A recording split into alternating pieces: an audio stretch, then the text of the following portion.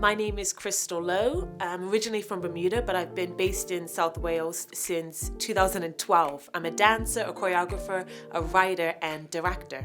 Why I decided to make an application to the Ffolio project was because I had all of this experience in the arts. Since 2012, I've been dancing and creating and writing, but I wanted to kind of transition into the film industry. I didn't know how to do that. It's art, but a totally different world. And Ffolio was exactly what I was looking for. It was taking people with this strong backgrounds in other art forms and training them in the film. And so it was perfect for me, really.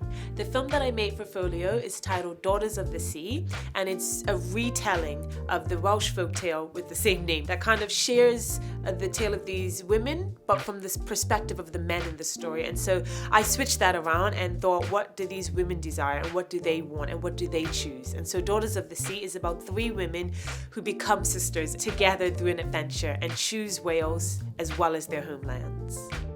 I've learned so much during the Ffolio project. At first it kind of felt like an overwhelming new thing, with all this different terminology and jargon, and I thought, I have no idea what anyone's talking about. But I, wrote notes, and it was incredible to learn how my work that I've already been doing kind of links into that. That was really brilliant, actually, to see the camera as another character and really to understand that how I can choreograph as a choreographer, but how this camera can be a part of that choreography and what I want to show the audience.